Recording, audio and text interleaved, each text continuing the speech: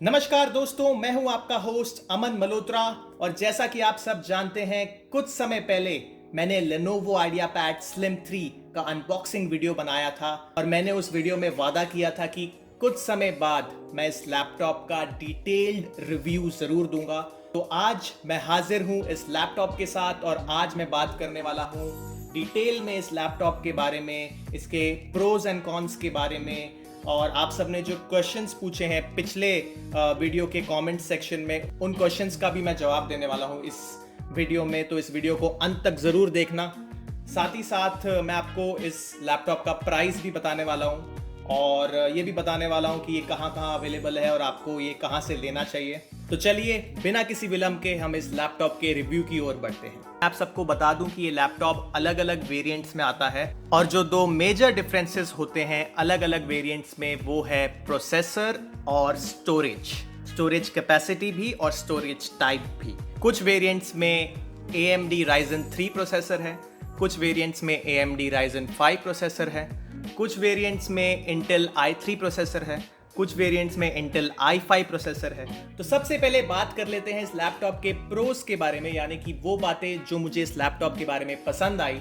तो सबसे पहली बात जो मुझे इस लैपटॉप में अच्छी लगी वो ये है कि इसमें सॉलिड स्टेट ड्राइव है, SSD है। SSD होने के कारण इस लैपटॉप का जो बूट टाइम है वो काफ़ी फास्ट है और साथ ही साथ जो एप्लीकेशंस हैं जो SSD पे स्टोर होती हैं वो काफ़ी फास्ट रन करती हैं और इस लैपटॉप की जो ओवरऑल फंक्शनिंग है वो काफ़ी इम्प्रूव हो जाती है SSD के कारण। Windows 10 OS जो है वो SSD पे ही इंस्टॉल्ड आता है इस लैपटॉप में, तो इस कारण ये लैपटॉप की फंक्शनिंग काफ़ी स्मूथ है। दूसरी बात जो मुझे इस लैपटॉप में अच्छी लगी वो ये है कि इसमें Ryzen 5 3500U प्रोसेसर है। Ryzen 5 जो है AMD का एक सक्सेसफुल प्रोसेसर है। इसकी बेस स्पीड है 2.1 गीगाहर्ट्ज और मैक्स स्पीड है 3.7 गीगाहर्ट्ज।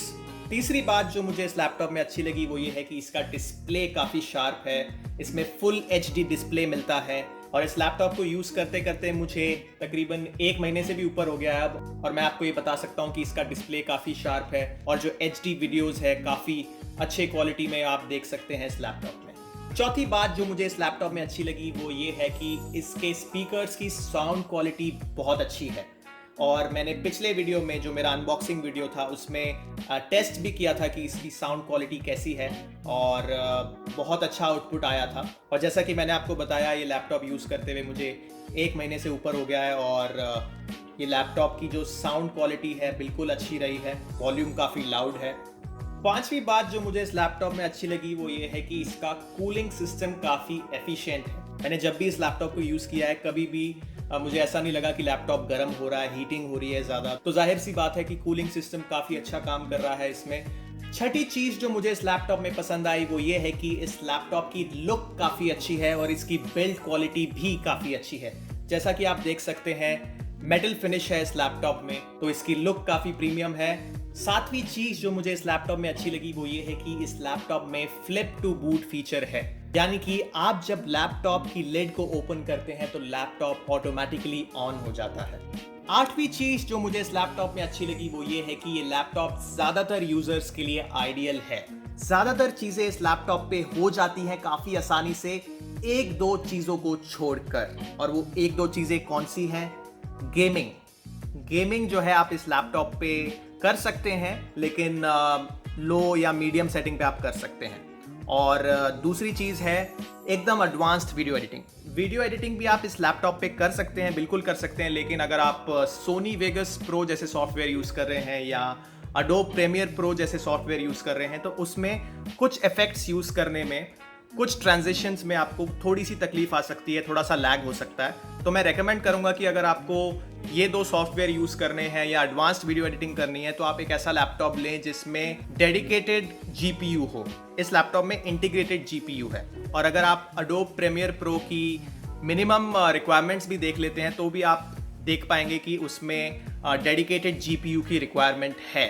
तो अडोब प्रीमियर प्रो पे भी अगर आप बेसिक वीडियो एडिटिंग करते हैं, ज़्यादा इफेक्ट्स यूज़ नहीं करते, मल्टीपल लेयर्स यूज़ नहीं करते, तब आप इस लैपटॉप को यूज़ कर सकते हैं एडोब प्रीमियर प्रो के लिए। लेकिन रिस्क क्यों लेना? और ऐसे कई सारे सॉफ्टवेयर अवेलेबल हैं जिसमें डेडिकेटेड जीपीयू की रिक्वायरमेंट नहीं है तो आप उन सॉफ्टवेयर को यूज़ कर सकते हैं इस लैपटॉप पे काफ़ी आसानी से।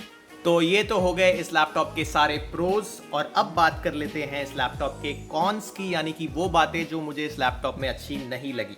सबसे पहली चीज़ जो मुझे इस लैपटॉप में नहीं अच्छी लगी वो ये है कि इस लैपटॉप का वेबकैम अच्छा नहीं है। 0.3 मेगापिक्सल का वेबकैम इस लैपटॉप के साथ आता है, तो इस लैपटॉप का वेबकैम जो है गुजारे लायक है। और ये बात मुझे लेनोवो की बिल्कुल समझ नहीं आई कि आप एक बेहतरीन लैपटॉप बना रहे हैं और उसमें एक सब स्टैंडर्ड वेबकैम डाल रहे हैं। तो वेबकैम भी अगर इस लैपटॉप में अच्छा होता तो भाई बहुत अच्छा होता। और आजकल के ज़माने में तो अच्छा वेबकैम होना बहुत ज़रूरी है, क्योंकि जैसा कि आप सब जानते हैं वर्चुअल इवेंट्स हो रहे हैं, वेबिनार्स हो रहे हैं, ऑनलाइन क्लासेस हो रही हैं। तो उन सब चीज़ों के लिए अगर आपको एक अच्छा वेबकैम चाहिए तो आप मार्केट से एक एक्सटर्नल वेबकैम खरीद सकते हैं। इस लैपटॉप का दूसरा माइनस पॉइंट ये है कि इस लैपटॉप में ODD यानी कि ऑप्टिकल डिस्क ड्राइव नहीं है। तीसरी चीज़ जो इस लैपटॉप में मुझे अच्छी नहीं लगी वो ये है कि सारे के सारे USB पोर्ट्स लेफ्ट साइड पे है, राइट साइड पे एक भी USB पोर्ट नहीं है, तो इससे थोड़ी बहुत इनकन्वीनियंस हो सकती है। तो अब बढ़ते हैं उन सवालों की ओर जो आप सब ने इस लैपटॉप के बारे में पूछे थे, और एक एक करके मैं उन सब सवालों का जवाब दूंगा। पहला सवाल ये है कि इस लैपटॉप का बैटरी बैकअप कैसा है। देखिए, सिंगल चार्ज पे इस लैपटॉप की बैटरी तकरीबन 3 से 4 घंटे चल जाती है ऑन एवरेज। किसी भी लैपटॉप की बैटरी कितनी देर लास्ट करती है वो इस पे भी डिपेंड करता है कि उस लैपटॉप को कैसे यूज़ किया जा रहा है, यानी कि उस पर आप क्या काम कर रहे हैं। अगर आप सिर्फ ब्राउजिंग कर रहे हैं तो इस लैपटॉप की बैटरी ज़्यादा देर चलेगी, और अगर आप इस लैपटॉप को रिसोर्स इंटेंसिव कामों के लिए यूज़ कर रहे हैं, यानी कि वीडियो एडिटिंग या VFX, तो इस लैपटॉप की बैटरी कम समय तक चलेगी। दूसरा सवाल ये है कि इस लैपटॉप में बैकलाइट कीबोर्ड है या नहीं। तो इसका जवाब ये है कि इस लैपटॉप में बैकलाइट कीबोर्ड नहीं है, इस लैपटॉप में नॉर्मल कीबोर्ड है। तीसरा और सबसे अहम सवाल ये है कि इस लैपटॉप का प्राइस क्या है और ये कहाँ अवेलेबल है। तो सबसे पहले बात कर लेते हैं अवेलेबिलिटी की। ये लैपटॉप फिलहाल क्रोमा पे अवेलेबल है, ये लैपटॉप रिलायंस डिजिटल पे अवेलेबल है। तो ये लैपटॉप आप रिलायंस डिजिटल और क्रोमा के वेबसाइट पे जाके भी परचेस कर सकते हैं, और इन दोनों स्टोर्स में जाकर भी आप परचेस कर सकते हैं। साथ ही साथ ये लैपटॉप लेनोवो एक्सक्लूसिव स्टोर्स पर अवेलेबल है, और साथ ही साथ ये लैपटॉप lenovo.com पर भी अवेलेबल है। लेकिन आपको ये देखना पड़ेगा कि जो वेरिएंट आपको चाहिए वो कहाँ पर अवेलेबल है। तो आपको ये डिसाइड करना है कि आपके यूजेज के हिसाब से कौन सा प्रोसेसर आइडियल है, आपके यूजेज के हिसाब से कौन सा स्टोरेज टाइप आइडियल है, और आपको कितनी स्टोरेज कैपेसिटी की ज़रूरत है। तो ये सारी चीज़ों को एनालाइज करने के बाद आपको डिसाइड करना है कि Lenovo IdeaPad Slim 3 का कौन सा वेरिएंट आपके लिए सही है। और बात कर लेते हैं प्राइस की। तो वैसे तो इस लैपटॉप का प्राइस जो चल रहा था क्रोमा पर वो था 44,490 रुपीज़, लेकिन क्रोमा पर फिलहाल कुछ डिस्काउंट चल रहा है और इसकी वजह से ये लैपटॉप फिलहाल 42,990 रुपीज़ में अवेलेबल है, और रिलायंस डिजिटल पे लैपटॉप 44,199 रुपीज़ में अवेलेबल है। और अपने नज़दीकी Lenovo एक्सक्लूसिव स्टोर को कांटेक्ट करके आप पूछ सकते हैं कि उनके पास ये लैपटॉप किस प्राइस में अवेलेबल है। तो ये वीडियो बनाने के पीछे इंटेंशन यही थी कि कई सारे लोग इस लैपटॉप में इंटरेस्टेड हैं, काफ़ी सारे लोग ये लैपटॉप को परचेज करना चाहते हैं, और मैं इस लैपटॉप को यूज़ कर चुका हूं, तो मैं चाहता था कि मैं अपना एक्सपीरियंस आप सबके साथ शेयर करूं, एक ऑनेस्ट रिव्यू आप सब लोगों को दूं, ताकि आपको हेल्प मिल पाए डिसाइड करने में कि ये लैपटॉप आपके लिए सही है या नहीं, या फिर ये लैपटॉप का कौन सा वेरिएंट आपको लेना चाहिए। और आशा है कि ये सारी बातें इस वीडियो को देखने के बाद क्लियर हो गई होंगी आपके दिमाग में। और अगर इस लैपटॉप के बारे में आपके कुछ और डाउट्स हो या क्वेरीज हो तो बेझिझक आप कमेंट सेक्शन में लिख सकते हैं, मैं उनका जवाब जरूर दूंगा। तो आपका बहुत बहुत धन्यवाद इस वीडियो को देखने के लिए। Thank you so much. मिलेंगे जल्द ही, तब तक के लिए अपना ध्यान रखिए और अपनी आसपास की सराउंडिंग्स साफ रखिए।